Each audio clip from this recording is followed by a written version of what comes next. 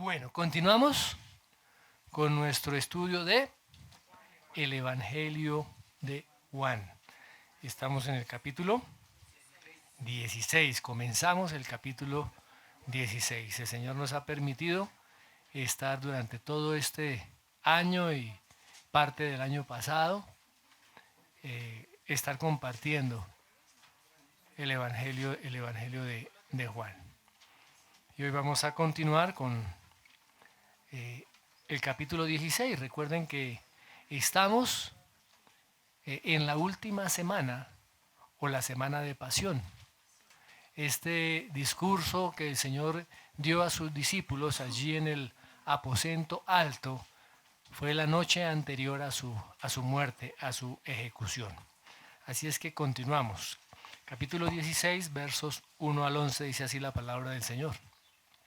Estas cosas os he hablado para que no tengáis tropiezo.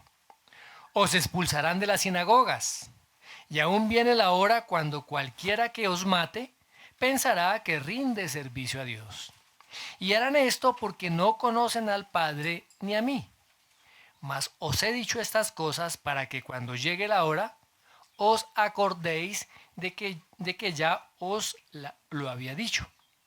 Esto no lo dije al principio porque yo estaba con vosotros, pero ahora voy al que me envió. Y ninguno de vosotros me pregunta ¿a dónde vas? Antes, porque os he dicho estas cosas, tristeza ha llenado vuestro corazón.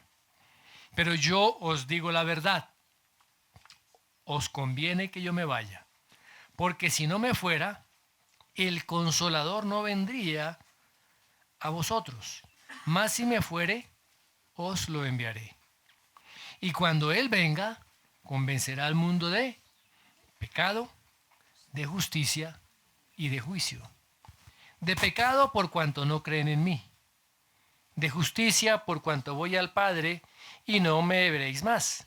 Y de juicio por cuanto el príncipe de este mundo ha sido ya juzgado. Amén. Muy bien. Vemos nosotros a través de la palabra y de la historia del cristianismo cómo los discípulos, los seguidores del Señor Jesucristo siempre han tenido que enfrentar la hostilidad del mundo. Desde el principio de la iglesia, los apóstoles y todas aquellas personas, los discípulos que estuvieron cerca de ellos, tuvieron que soportar la persecución. Muchos de ellos fueron ridiculizados, muchos de ellos fueron denunciados, otros fueron acosados, a otros los arrestaron, los golpearon, a muchos los martirizaron y muchos incluso tuvieron que pagar el precio de su propia vida por causa de su Señor y su Salvador. Si repasamos un poquito la historia de la iglesia, vemos como a Pedro, a Andrés y Santiago hijo de Alfeo, los crucificaron. ¿Okay? A Santiago, el hijo de Zebedeo, lo decapitaron. De igual manera también decapitaron a Pablo. A Tomás lo atravesaron con lanzas. Marcos fue arrastrado hasta morir en las calles de Alejandría. Santiago, el hermano del Señor Jesucristo, fue apedreado por el Sanedrín. Felipe también fue también lapidado. Y otros muchos, como Mateo, Simón el Celote, Tadeo, Timoteo y Esteban, murieron por causa de su compromiso inquebrantable con el Señor.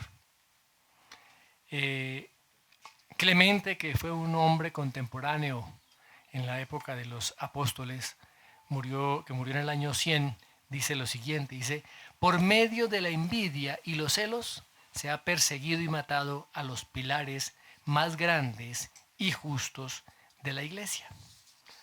Ahora, la persecución no paró ahí en la iglesia primitiva.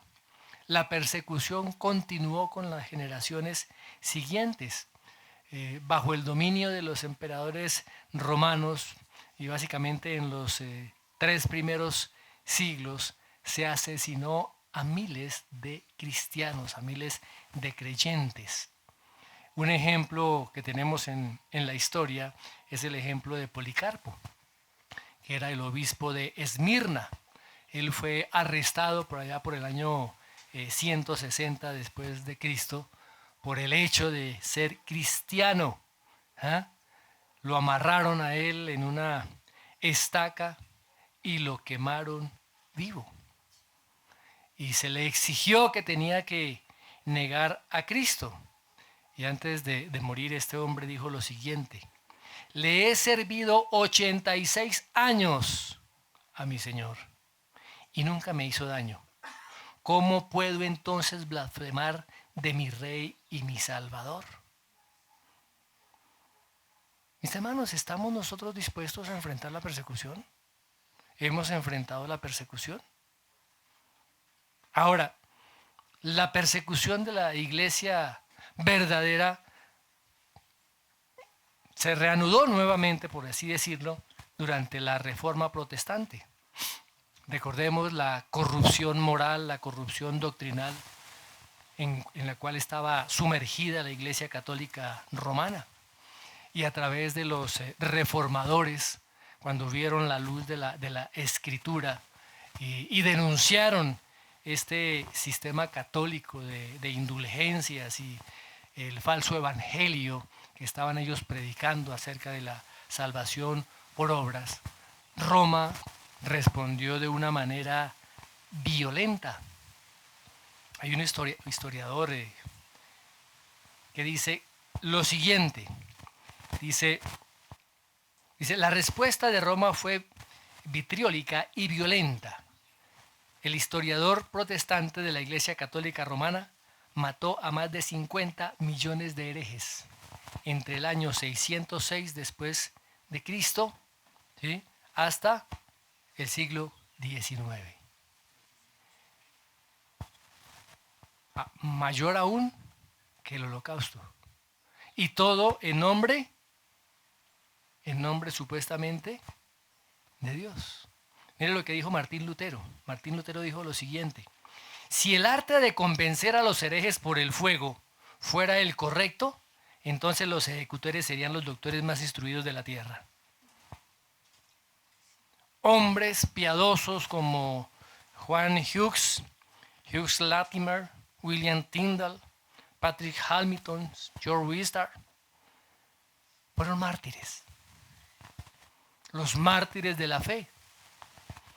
La historia dice que cuando se puso una cadena alrededor de Juan Hughes para amarrarlo, para asegurarlo a la estaca donde lo quemarían, él declaró lo siguiente: mi Señor Jesucristo estuvo atado con una cadena más dura que esta por amor a mí.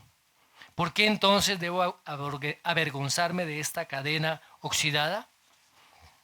Y cuando se le pide a Hughes que se retracte, él dice: lo que he enseñado con mis labios, ahora lo sellaré con mi propia sangre. Y él murió cantando un himno, mientras las llamas consumían su cuerpo. Hoy en día, mis hermanos, la persecución a los cristianos continúa. Y la persecución que se da es una persecución intensa, particularmente en los países musulmanes, en el Medio Oriente, en la parte norte de África y en otras naciones y estados también comunistas siguen siendo antagónicos a la palabra de Dios, al Evangelio, al cristianismo. Les decía que actualmente se sigue persiguiendo a los cristianos en los países musulmanes, en los países también comunistas. Aunque el número de personas muertas por causa del Evangelio es difícil de calcular, algunos historiadores calculan que el número de mártires cristianos en el último siglo está en los 10 millones de personas. Ahora, el New York Times, en un artículo que publicó en el año de 1997, dice lo siguiente: en este siglo han muerto más cristianos por el simple hecho de ser cristianos que en los primeros 19 siglos posteriores al nacimiento de Cristo. También se ha arrestado, golpeado y perseguido un número incalculable de cristianos, de fieles. ¿Y saben por qué?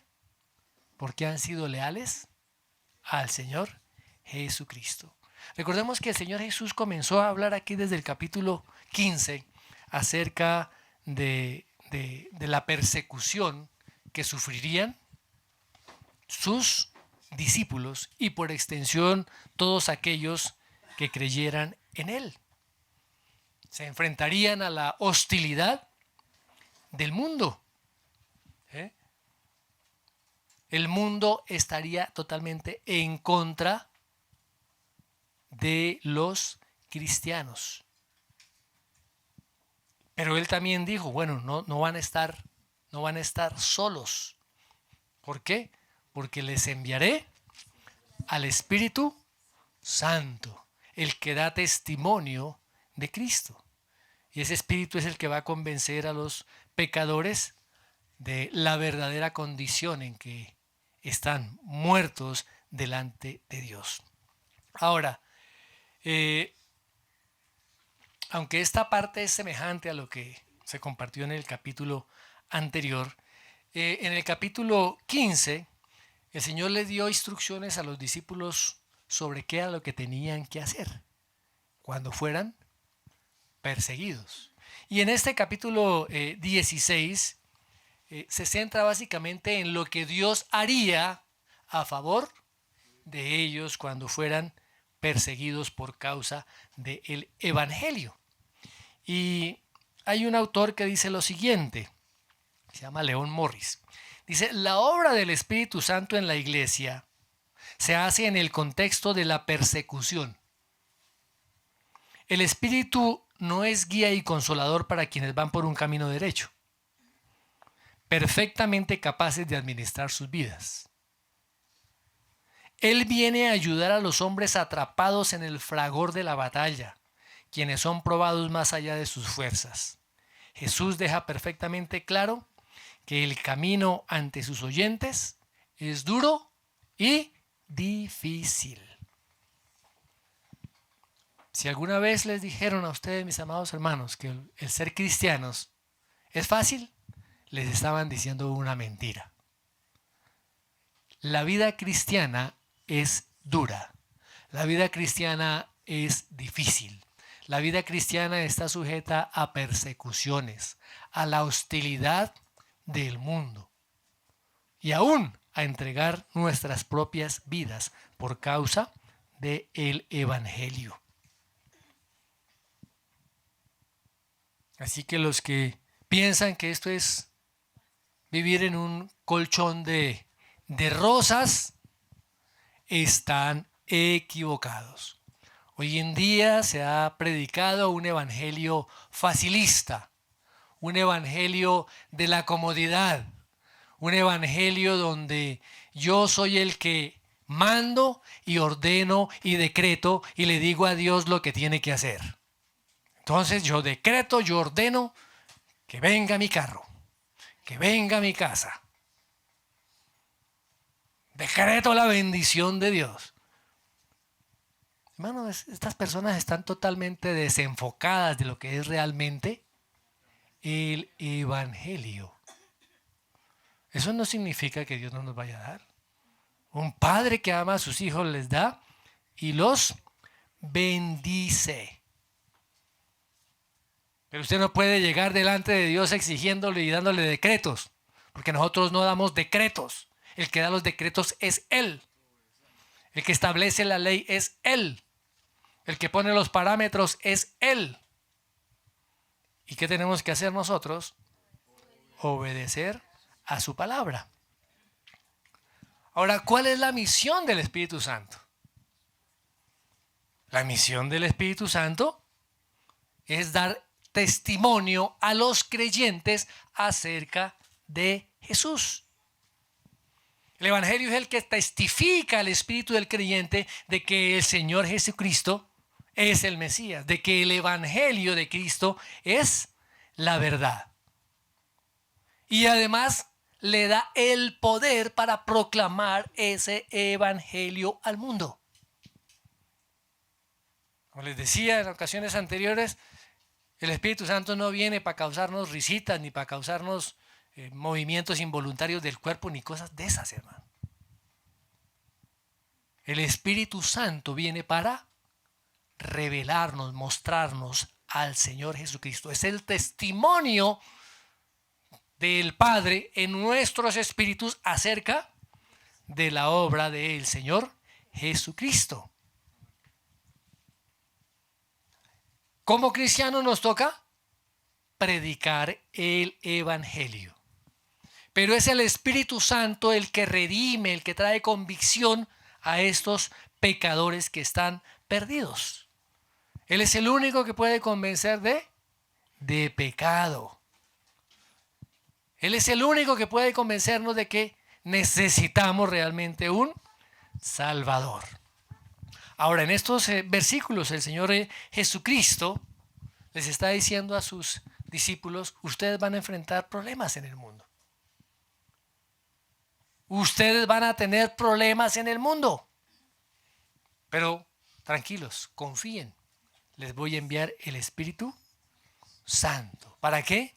Para que esté con ustedes y esté en ustedes. Él los va a ayudar a dar testimonio de mí.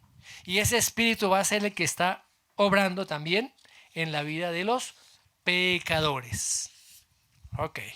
De tal manera, mis hermanos, que este texto lo podemos dividir en unas 3 secciones. Y la primera es el conflicto que se tiene realmente con el mundo. Miremos los versículos 1 al 4. Dice: estas cosas os he hablado para que no tengáis tropiezo. Os expulsarán de las sinagogas. Y aún viene la hora cuando cualquiera que os mate pensará que rinde servicio a Dios. Y harán esto porque no conocen al Padre ni a mí. Mas os he dicho estas cosas para que cuando llegue la hora os acordéis que ya os lo había dicho. Esto no lo dije al principio porque yo estaba con vosotros. ¿Cuáles son estas cosas? ¿De qué viene hablando el Señor? De la hostilidad que tendrían que enfrentar los cristianos en el mundo. Y dice que estas cosas os he hablado, lo que yo les he dicho, dice el Señor, para que no tengan ¿qué? Tropiezo. Dice para que no se tengan tropiezo. La palabra tropiezo viene de un verbo griego que es escandalizo. Y escandalizo era la carnada que se utilizaba en una trampa para hacer caer a un animal. Y aquí le está diciendo el Señor: ustedes tienen que estar atentos. No se pueden escandalizar, no pueden dejarse llevar por la trampa que está allí, por esa carnada que está en la trampa, y que no sean sorprendidos. Ya estaban advertidos. Ahora, lo que sucedió después, esa misma noche, ellos lo experimentaron, los discípulos lo experimentaron en su propia carne. ¿Sí?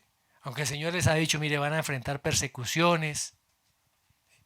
Cuando fueron a detener al Señor Jesucristo, aunque el ataque no iba directamente contra los discípulos, ¿qué fue lo primero que hicieron los discípulos? Se escandalizaron. Miremos lo que dice Mateo 26:31.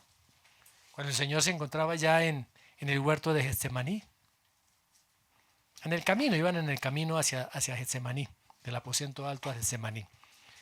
Mateo 26:31. Dice: todos vosotros os escandalizaréis de mí esta noche, porque escrito está: e heriré al pastor y las ovejas del rebaño serán dispersadas. Y esa misma noche, esa predicción que el Señor dio se hizo cierta. Miremos lo que dice ahí más adelante en Mateo 26, 55 al 56. Dice, en aquella hora dijo Jesús a la gente, como contra un ladrón habéis venido con espadas y con palos para prenderme. Cada día me sentaba con vosotros enseñando en el templo y no me prendisteis. Mas todo esto sucede para que se cumplan las escrituras de los profetas. Entonces todos los discípulos, dejándole, huyeron. ¡Wow! ¡Qué valentía!, ¿no? Ahora, podríamos preguntarnos, ¿cierto? ¿Por qué el Señor dice, mire, les digo estas cosas para que no se escandalicen, para que no tengan tropiezo? Y al momento de la realidad, el Señor les dice, ustedes yo sé que se van a escandalizar de mí. En el momento de la verdad, se van a escandalizar de mí. Y salieron huyendo, salieron corriendo. O sea, fracasaron en ese momento con respecto a lo que el Señor les había dicho. ¿Por qué? Recordemos que el concepto que tenían los judíos y también los discípulos era de un reino político, era de un reino donde se establecería el gobierno del Cristo venciendo al imperio romano. Ellos no estaban esperando que este nuevo reino establecido fuera perseguido, fuera rechazado, encontrara hostilidad. Pero el Señor Jesucristo ya lo había dicho. Y tenían que creerlo. Ahora, el Señor continúa aquí describiendo algunas de las persecuciones particulares, de las persecuciones específicas que enfrentarían en esa hora por venir. Y cuando se habla aquí de la hora por venir, habla de los elementos, de los eventos relacionados con la muerte del Señor Jesucristo, la muerte, la resurrección, la exaltación de Jesús. Y lo primero que dice es que ¿qué? Que los expulsarán de las sinagogas. O sea, no era simplemente prohibirle la entrada a los cultos que tenían allí los discípulos del Señor Jesucristo, sino que los excomulgaban, mis hermanos. Los cortaban, les quitaban toda participación en toda actividad religiosa. Los apartaban también en sus relaciones sociales. Incluso también perdían sus trabajos. En la parte económica también eran cortados, eran afectados. Y a estas personas que eran expulsadas de la sinagoga se les catalogaba como traidores de su pueblo. Se les decía que eran traidores a su Dios. Y toda la familia tendría que enfrentar las consecuencias. O sea que el que fueran expulsados de la sinagoga no era cualquier cosa. Era todo el desprecio y el menosprecio y el rechazo de la misma sociedad y no solamente de la parte religiosa. Algunos de los seguidores del Señor Jesucristo tuvieron que pagar con sus propias vidas el seguir a Cristo, que todavía es mucho más duro que la excomunión. Y por eso la palabra dice que algunos pensarán que están haciendo un bien, le están agradando a Dios cuando matan a un cristiano, que están rindiendo servicio a Dios. Aquí la palabra servicio se refiere a un acto de adoración. Cuando nosotros venimos al servicio, ¿a qué venimos? A adorar. Servicio está relacionado con la palabra adoración. Hoy en día, mis amados hermanos, militantes, y particularmente los militantes del Islam, ejercen una presión violenta contra el cristianismo en nombre de Alá. En nombre de Alá. Servir a un Dios falso matando a los cristianos, al pueblo de Dios. O sea, podemos ver la profunda oscuridad y pecaminosidad que cubre la mente de estas personas que no conocen a Cristo. Ahora, recuerdan la vida de Pablo, ¿no? Pablo, antes de su conversión, era un perseguidor celoso, dice la palabra, de los cristianos. Cuando los soldados rescatan a Pablo y lo sacan del templo, allí en Hechos 22:4, él dice: perseguía yo este camino hasta la muerte, prendiendo y entregando en cárceles a hombres y mujeres. Y cuando está Pablo frente al rey Agripa, Herodes Agripa, allá en el 26, del 9 al 11, dice: yo ciertamente había creído mi deber hacer muchas cosas contra el nombre de Jesús de Nazaret, lo cual también hice en Jerusalén. Miremos lo que hizo Pablo. Yo encerré en cárceles a muchos de los santos, habiendo recibido poderes de los principales sacerdotes. Y cuando los mataron, yo di mi voto. Y muchas veces, castigándolos en todas las sinagogas, los forcé a blasfemar.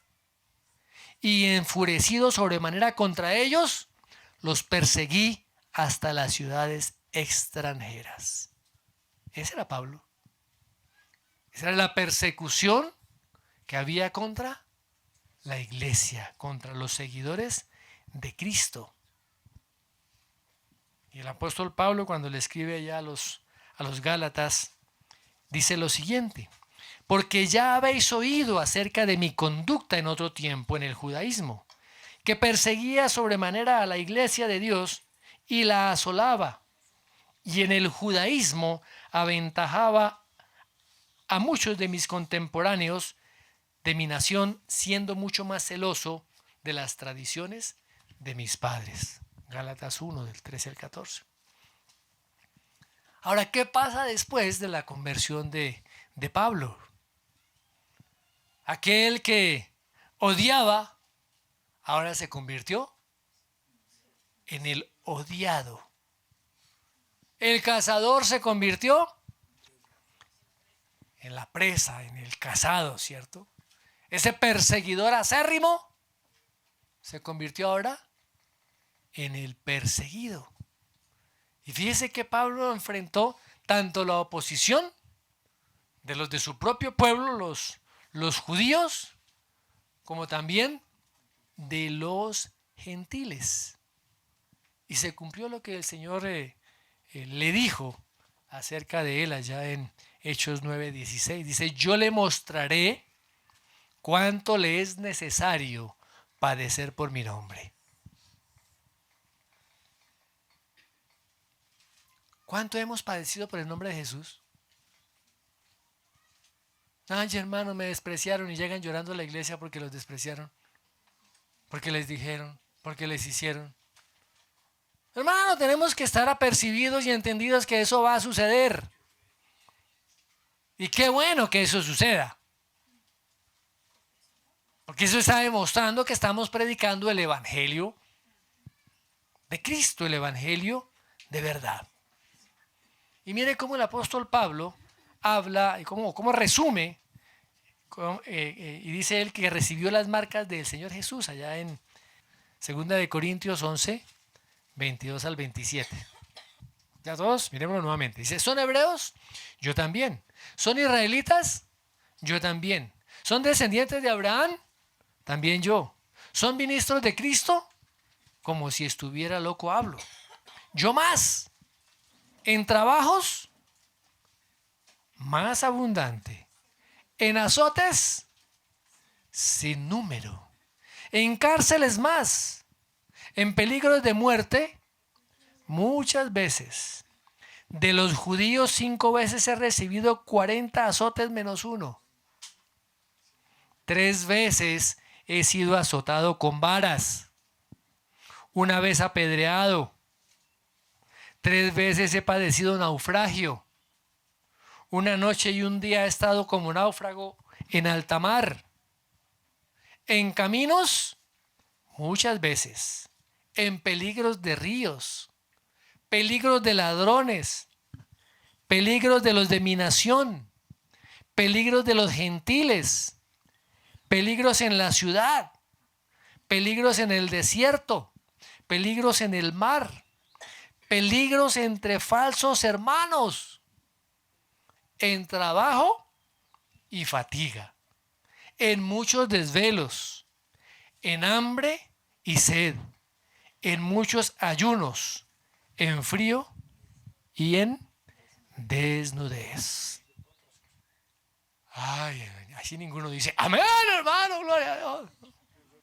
Mis hermanos, el cristiano tiene que aprender y estar dispuesto a enfrentar la persecución del mundo. Y no por eso echarse a lamentar. Al contrario. Al contrario.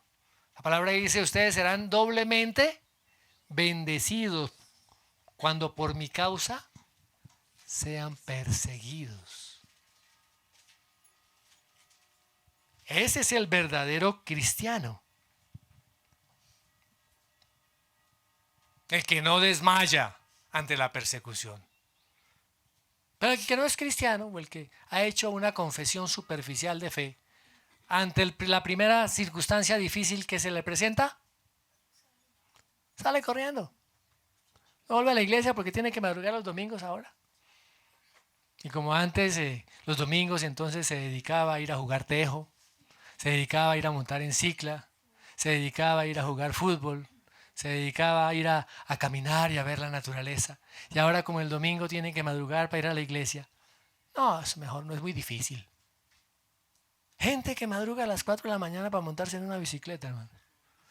Y a la gente se le dice llegue a las 9 a la gente de la iglesia y llegan a las 10. Fijémonos todas las atrocidades que se cometen en el nombre de Dios. Mis hermanos, hoy en día se están cometiendo atrocidades en el nombre de Dios. Estas guerras que hemos escuchado en el Medio Oriente son guerras que se están haciendo en el nombre de Dios. Asesinando niños, asesinando mujeres, asesinando personas civiles. Y como cristianos, mis amados, nosotros no podemos estar en ese plan, apoyando la muerte de las personas. El Señor Jesucristo, yo he venido para que tengan vida y vida en abundancia. Estamos en el tiempo donde la oportunidad de Dios y la gracia de Dios está abierta. Nosotros no somos quien para juzgar a nadie. Para decir que este pueblo debe desaparecer o aquel otro debe ser eliminado de la tierra. He escuchado a muchos cristianos que están en esa posición. ¡Qué atrocidad, mis amados hermanos! ¿Dónde queda el evangelio? ¿Dónde queda el amar al enemigo? ¿Dónde queda el servir al enemigo?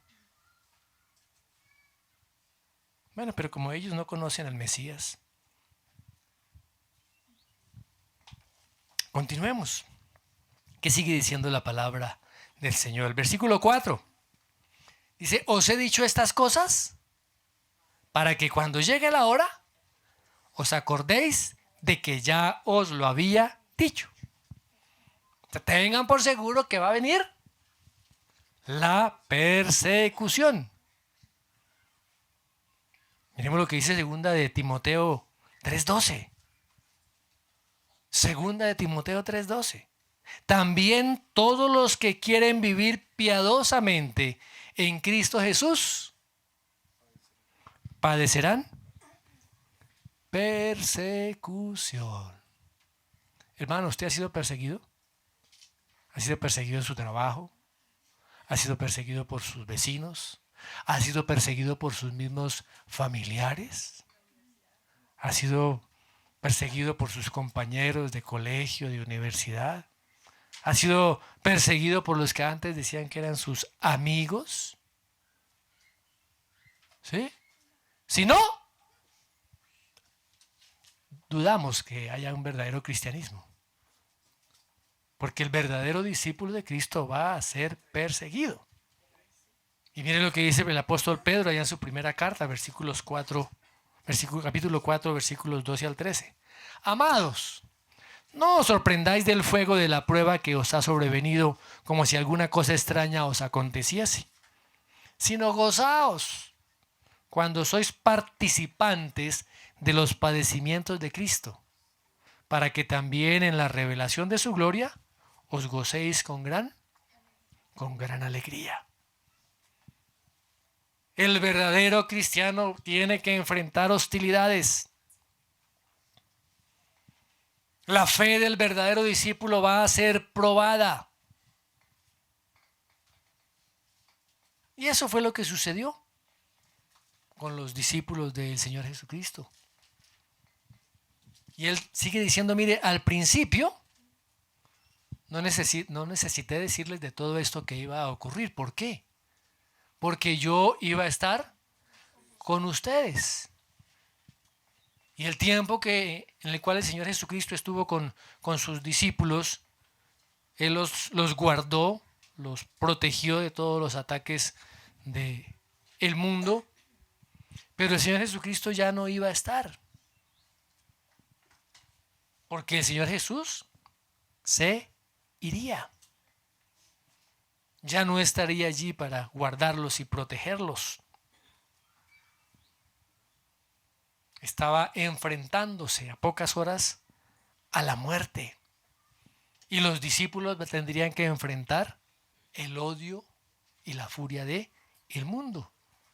Por eso el Señor les da esta precisa advertencia. Y fijémonos que en la palabra del Señor Jesucristo da un precio muy alto que hay que pagar para ser discípulo de Él. Él en ningún momento, mis amados, aminoró el costo del discipulado. ¿Recuerdan el joven rico que vimos la vez pasada? ¿No estuvo el joven rico dispuesto a entregar todo? Porque era muy rico. ¿Nosotros estamos dispuestos a entregarlo todo? ¿A que Él sea realmente el que guíe nuestras vidas? Recuerda lo que el Señor dice allá en Lucas 9, 23 y 24. Si alguno quiere venir en pos de mí, niéguese a sí mismo, tome su cruz cada día y sígame. Pero muchas de las predicaciones de hoy en día no hablan del negarse a sí mismo. Habla de que tienes que sacar el tigre que hay en ti. Toda la capacidad y todo el potencial que hay dentro de ti. Tú lo puedes todo. Y el Señor aquí le está diciendo, el verdadero discípulo de Cristo se niega a sí mismo, toma su cruz cada día y le sigue. Porque el que quiera salvar su vida, la perderá, y todo el que pierda la vida por causa de mí, éste la salvará. Y ahí el Señor nos da una parábola para que nosotros podamos entender estas verdades, allá en Lucas 14, 28 al 33. Dice, porque ¿quién de vosotros, queriendo edificar una torre, no se sienta primero y calcula los gastos a ver si tiene lo que necesita para acabarla? No sea que después que haya puesto el cimiento y no pueda acabarla, todos los que lo vean comiencen a hacer burla de él, diciendo, este hombre comenzó a edificar y no pudo acabar. ¿O qué rey, al marchar a la guerra contra otro rey, no se sienta primero y considera si puede hacer frente con 10,000 al que viene contra él con 20,000? Si no puede, cuando el otro está todavía lejos, le envía una embajada y le pide condiciones de paz. Así pues, cualquiera de vosotros que no renuncia a todo lo que posee, no puede ser mi discípulo. Hoy en día se predica acerca de la autoestima, que tienes una autoestima muy baja. Hermano, nuestra autoestima debe morir. Porque ahora es Cristo el que vive en nosotros. Y cuando el Espíritu Santo está en nosotros, ese Espíritu da testimonio de quiénes somos. Que somos hijos de Dios. Entonces yo no tengo que estar yendo al psicólogo, al psiquiatra o algunos cursos de esos de terapias grupales para que me suban la autoestima, ¿cierto? Porque me la paso de depresión en depresión. La palabra de Dios dice que en mi mente está la mente de Cristo. De que el Espíritu da testimonio que soy hijo. Nadie me lo tiene que decir. Nadie me tiene que insuflar una cantidad de aire a ver si puedo elevarme un poquito. Es la palabra lo que me dice. Y cuando yo tengo relación y comunión con Dios, estas verdades son selladas en nuestro corazón. Estoy hablando, mis amados hermanos, de nuestra vida espiritual. El Señor Jesucristo en ninguna parte ofrece comodidad a sus seguidores. Y la iglesia está viviendo en comodidad, en un facilismo terrible. El evangelio es difícil. El evangelio es duro. El camino es angosto. La puerta es estrecha. La puerta que lleva a la vida eterna y a la gloria eterna. Y recuerden finalmente qué es lo que dice Pablo ahí en 2 Corintios 4:17. Dice, esta leve, después de todo lo que nos ha contado, esta leve tribulación momentánea produce en nosotros un cada vez más excelente y eterno peso de gloria. El verdadero cristiano se goza aún en medio de las tribulaciones, de las persecuciones, de la hostilidad del mundo. No comienza a lamentarse y a llorar, pobrecito, pobrecito yo. ¿Quién le mandó meterse en esto? ¿Por qué yo me metí en esto? El verdadero cristiano se goza en medio de las dificultades. Muy bien. Versículos 5 al 7. El consuelo que el Señor trae para sus discípulos. Dice, pero ahora voy al que me envió, y ninguno de vosotros me pregunta ¿a dónde vas? Antes, porque os he dicho estas cosas, la tristeza ha llenado vuestro corazón. Pero yo os digo la verdad, os conviene que yo me vaya, porque si no me fuera, el Consolador no vendría a vosotros, mas si me fuere, os lo enviaré. Os lo enviaré. Mis amados hermanos, en la medida que el Señor se acercaba cada vez más a la cruz, pues supuestamente, ¿qué deberían haber hecho los discípulos? Animarlo, consolarlo. ¿Pero qué pasó con ellos? Estaban cada vez más tristes. Y le tocó al mismo Señor Jesucristo animarlos y consolarlos.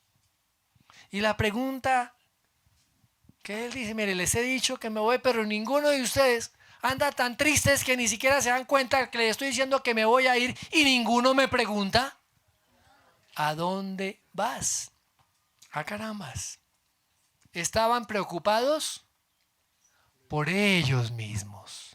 Mis hermanos, ¿qué tanto realmente nosotros nos estamos preocupando por nosotros mismos? ¿Es más nuestro interés y nuestra preocupación por el reino de Dios, por el evangelio de Cristo? ¿O más bien nos preocupamos más por nosotros mismos? Nos afanamos más por nosotros mismos. Ayer hablábamos con los varones y decíamos, Dios tiene un plan para cada hombre. Estamos hablando con varones, por eso hablo de los hombres. Para cada hombre desde antes de la fundación del mundo. Ese plan tiene un propósito claro. Ese propósito nos lleva a tener una visión. Esa visión nos lleva a escribir ese plan de Dios. Y ese plan de Dios nos lleva a ejecutar acciones para que ese propósito se lleve a cabo. De tal manera que si un hombre no tiene visión, está frito. Está caminando a tientas. Porque si no tiene una visión para su propia vida y no tiene una visión para su esposa y para sus hijos, los está llevando a la desgracia. Se fija de la responsabilidad tan tremenda que se tiene como varón, como responsable de una familia. Esto no se lo delegó Dios a la mujer. Esto se lo delegó Dios al varón, al hombre, como cabeza de su esposa y de sus hijos. De tal manera que un hombre despistado lleva a desgracia a su esposa y a sus hijos. Un hombre que no ha entendido cuál es el propósito de Dios. Y aquí los discípulos estaban tan tristes, melancólicos, que ninguno le pregunta al Señor Jesucristo: ¿a dónde vas? El hombre está pensando más en sí mismo, en mi trabajo, en lo que tengo yo que hacer. ¿Y qué del propósito que Dios ha determinado para la familia, para su esposa, para sus hijos y para sus generaciones? La tristeza llenó el corazón de los discípulos, porque el Señor les estaba diciendo estas cosas. Está diciendo: yo me voy. Ellos estaban centrados en sí mismos y no en lo que el Señor Jesucristo iba a realizar. Debían alegrarse porque la misión final del Señor Jesucristo ya se iba a cumplir. La tarea terrenal que el Padre le había encargado estaba a horas de realizarse. Y el Señor Jesucristo les dice: si me amarais, os habríais regocijado porque os he dicho que voy al Padre. Allá en Juan 14, 28. ¿Tenían motivos para estar tristes?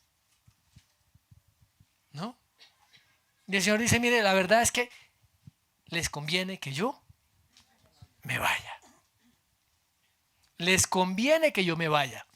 Si no hubiera el Señor Jesucristo ido a la cruz, no habría ningún sacrificio por los pecados, no habría ninguna expiación, no podríamos ser salvos.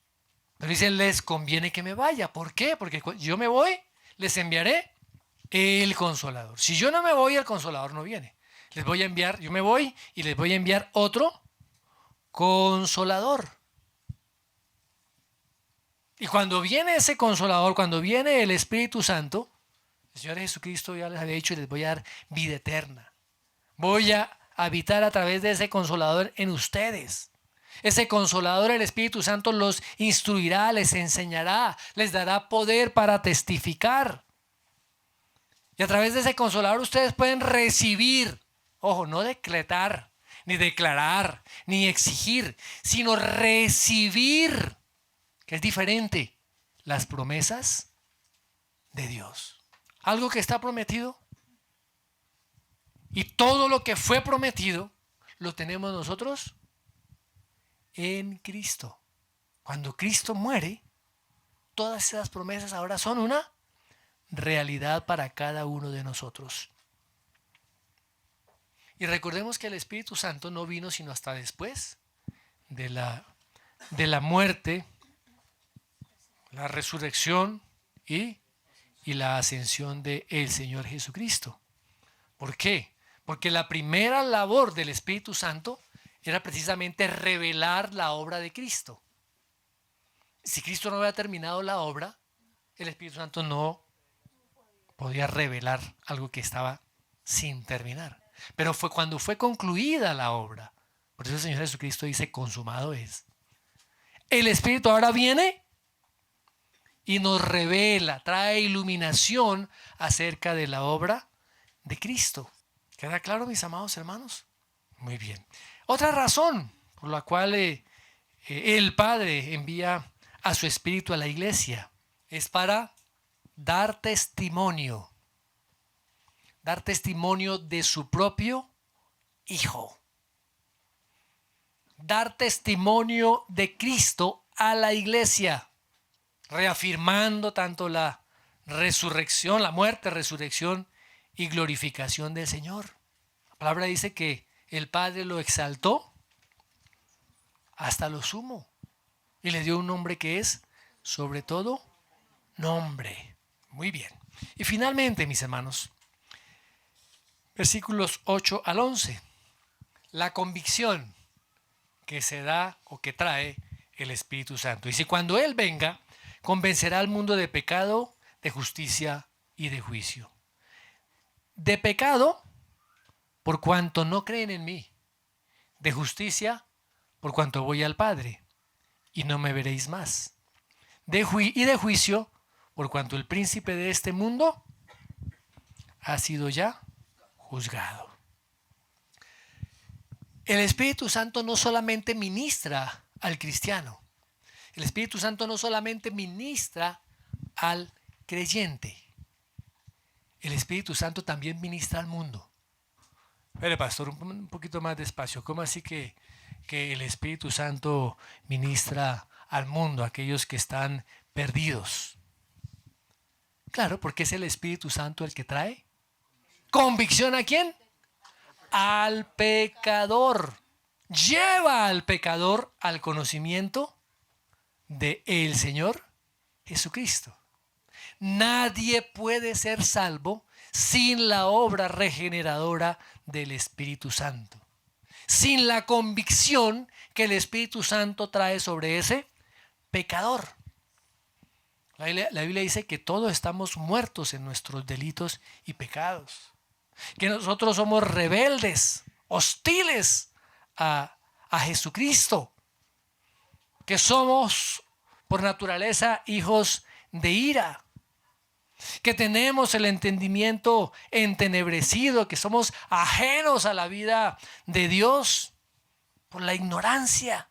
Todo esto lo dice el Señor, que andábamos pecando y llevando en nuestros cuerpos y en nuestras vidas, cometiendo con avidez todo tipo de impurezas, que éramos enemigos en nuestra mente. Y no solamente en nuestra mente, sino que también nuestras obras eran malas. Y que estábamos cegados por Satanás, andando en tinieblas.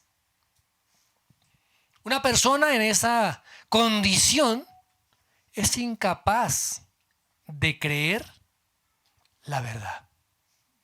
Una persona que está muerta no puede creer. ¿Por qué? Porque está muerta. Qué cosa terrible, ¿no? Difícil de entender. El mismo Señor Jesucristo dice: ninguno puede venir a mí si el Padre no le trajere. Miremos lo que dice el apóstol Pablo en Romanos.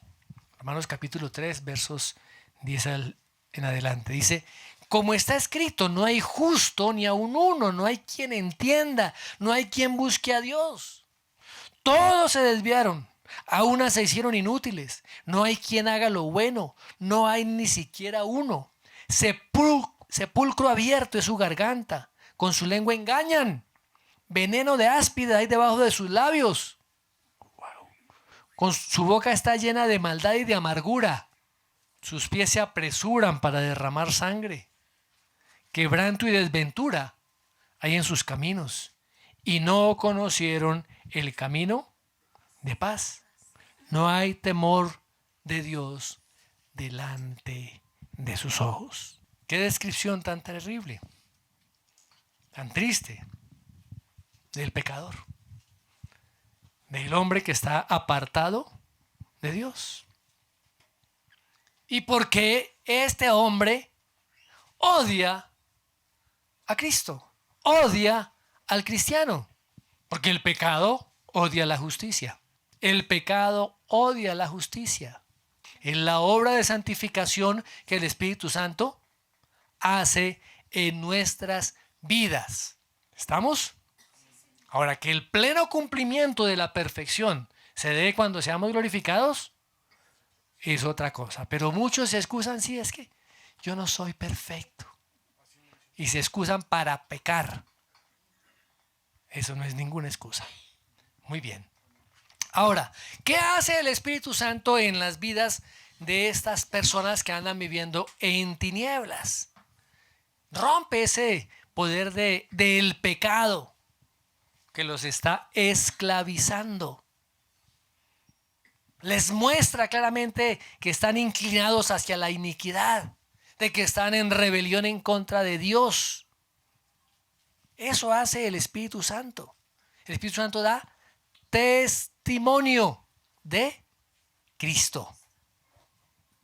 Y el Señor dice, mire, cuando venga el Espíritu Santo, convencerá al mundo de pecado, de justicia y de juicio. Por eso tenemos que entender cuál es el ministerio del Espíritu Santo. El Espíritu Santo también tiene un ministerio de salvación. Escúcheme bien. ¿Por qué? Porque convence a los pecadores. Un convencimiento. Y aquí cuando habla de justicia, está hablando en términos judiciales. Un delincuente es un convicto de sus fechorías. ¿Y qué hacen los convictos? Pues reciben la sentencia. En este caso, todos los convictos reciben el castigo eterno. ¿En dónde? En el infierno. Ahora, este convencimiento también se da en el sentido de que la persona reconoce que necesita un Salvador. De que por sus propios medios, por sus propias capacidades, no puede ser salvo. Así que el Espíritu Santo le muestra, le presenta la verdad acerca de Jesucristo. La verdad de el Mesías que vino al mundo. ¿Y qué pasa cuando una persona no acepta o rechaza esta verdad? Pues finalmente son culpables y serán juzgados. Y serán condenados. Y el Espíritu Santo dice que convence al mundo de tres cosas, ¿no? Pecado, justicia y de juicio. Aquí la palabra pecado es la palabra amartias, que no se refiere al pecado en general, sino a un pecado particular. Y ahí lo describe. Por cuanto no creen en mí. Al pecado de no creer en Jesucristo como el Señor y Salvador. Todos los demás pecados pueden ser perdonados. Todos. Pero el pecado imperdonable, mis amados hermanos, es este. ¿Cuál es el pecado imperdonable? El no creer en Cristo. Porque ese pecado no tiene perdón. Cuando yo creo en Cristo, todos mis demás pecados son perdonados. En Juan 3:18, el Señor dice, el que cree no es condenado, pero el que no cree ya ha sido condenado porque no ha creído en el nombre del unigénito Hijo de Dios. Y allá en Juan 8:24 dice, si no creéis que yo soy, en vuestros pecados moriréis. Perdón, Juan 8:24 es ese. Juan 8:24. ¿Qué determina el destino final de una persona?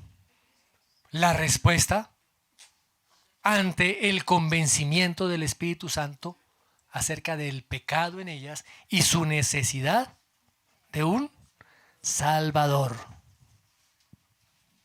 O sea, eso es recibir la gracia salvífica, esa gracia que viene de Dios. ¿Qué más sigue diciendo el Señor Jesús?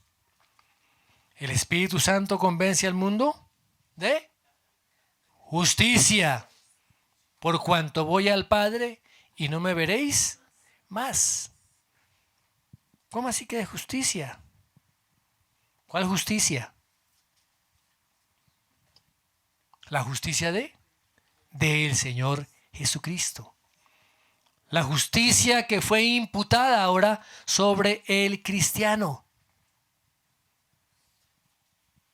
O sea, no solamente el Espíritu Santo convence al pecador de sus propios pecados, sino también lo convence ¿de qué?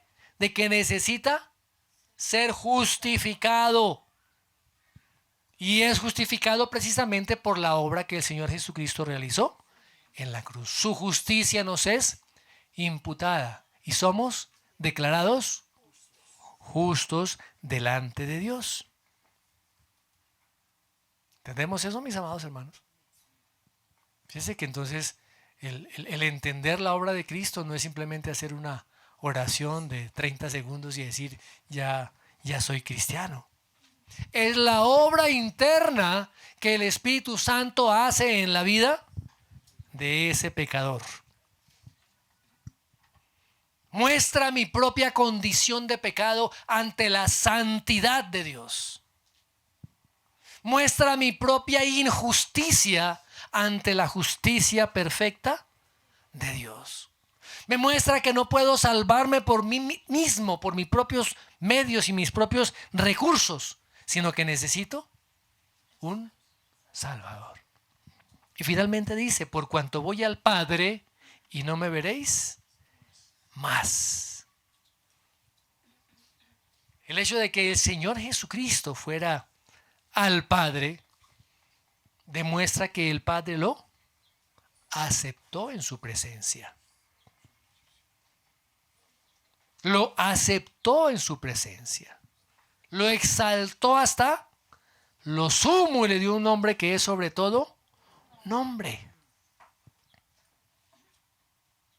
Y el Padre dando testimonio de eso. Cuando creemos eso, mis amados hermanos, somos justificados. Porque nos identificamos con la muerte, sepultura, resurrección y glorificación del Señor Jesucristo. ¿Qué debíamos? Una deuda inmensa. Estábamos en una deuda grandísima con Dios. ¿Y qué hizo Cristo en la cruz? Pagó por todos y cada uno de nuestros pecados con su muerte. El justo. Y ahora esa justicia es imputada sobre nuestras vidas. Y eso no se trata de obras de justicia, sino se trata de gracia. La gracia salvífica del Señor sobre la vida del pecador, que lo transforma de un cadáver andante en un espíritu vivificado. Por último, dice que el Espíritu Santo convence al mundo de juicio por cuanto el príncipe de este mundo ya ha sido juzgado. ¿Cómo juzga el mundo? ¿Cómo es la justicia del mundo? Es una justicia totalmente equivocada, es una justicia mala. ¿Qué hicieron con Jesús? Lo juzgaron, le aplicaron la justicia del mundo. Lo rechazaron y finalmente lo mataron. El mundo no puede juzgar con justicia. Pero el Espíritu Santo sí juzga con justicia. ¿Cuál es el concepto o la valoración que el mundo tiene de Cristo? Ah, sí, es un maestro. Fue un maestro. Otros dicen que fue un iluminado. Otros dicen que fue un rabino. Otros dicen que fue un líder moral para el pueblo. Todas esas cosas, mis hermanos, no sirven para nada. Porque el juicio de Dios sobre Cristo es verídico. Jesucristo es el Mesías, el Hijo de Dios. Ese es el juicio que sale de la boca de Dios. Juicio me refiero a la declaración, a la verdad que sale de la boca de Dios. El Mesías, el Señor y el Salvador. Ahora, dice que el príncipe de este mundo, que es Satanás, ya ha sido juzgado. Recuerden que fue expulsado del cielo junto con todos los ángeles que se rebelaron. Veamos lo que dice ya Apocalipsis capítulo 12, versos 7 al 9. Entonces hubo guerra en el cielo. Miguel y sus ángeles combatieron contra el dragón, y el dragón y sus ángeles lucharon. ¿Quién es el dragón? Satanás y sus ángeles. Pero no pudieron vencer, ni se halló lugar para ellos en el cielo. Y fue arrojado el gran dragón. Fíjense los nombres que se le da a Satanás. La serpiente antigua, que se llama Diablo y Satanás, el cual engaña al mundo entero. Fue arrojado a la tierra y sus ángeles fueron arrojados con él. Satanás pensó que al morir Jesucristo, él tendría la victoria. Recuerden que en las tentaciones, en la tentación del Señor Jesucristo, Satanás le ofrece 3 cosas, ¿cierto? Primero, que convierta las piedras en pan, para su propio beneficio.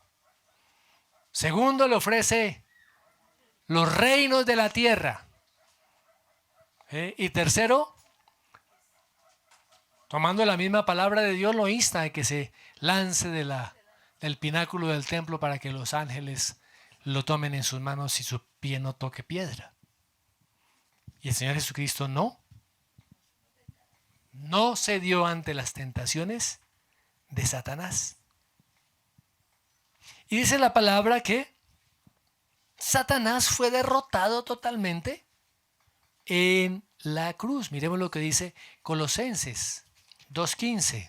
Y habiendo despojado a los poderes y autoridades, hizo de ellos un espectáculo público, triunfando sobre ellos por medio de la cruz. ¡Wow! Hay algunas personas que ven en Satanás hasta en la sopa. El diablo me hizo, el diablo esto, el diablo otro. Mi hermano, ¿está creyendo más en el diablo que en la obra de Cristo? Recordemos que también Satanás es un instrumento en las manos de Dios. Satanás no puede coger y chanchirearlo como se le antoja a Satanás. Si está siendo chanchireado es porque Dios ha permitido eso con un propósito. ¿Estamos, mis amados hermanos? Muy bien. Satanás fue derrotado en la cruz. Cuando él pensaba que había triunfado sobre Cristo, lo que realmente había ocurrido es que había sido derrotado y ya ha sido juzgado. Esa sentencia se ejecutará en el final de los tiempos. Pero mientras tanto sigue trabajando. ¿Sí sabía? Un anuncio para que todos sepamos. Satanás está trabajando. ¿Usted está trabajando? Satanás no para.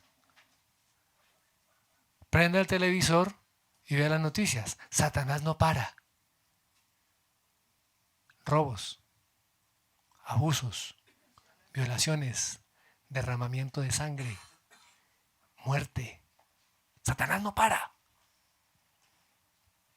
¿Estamos parando nosotros de predicar el Evangelio? Muy bien, mis amados hermanos. Si nosotros aceptamos y seguimos el sistema del mundo, de igual manera tendremos el mismo juicio y la misma condenación que tendrá Satanás. Por eso es que el Evangelio se inicia con la predicación del arrepentimiento. Arrepentimiento. Es la palabra que el Señor espera a todos los hombres en todo lugar que se arrepientan y que puedan levantar manos santas delante de Él. Una cosa les puedo decir y está garantizado. Está garantizado, mis hermanos. El juicio del diablo ya está. Y lo acompañarán todos aquellos que no se arrepienten. No habrá otra oportunidad.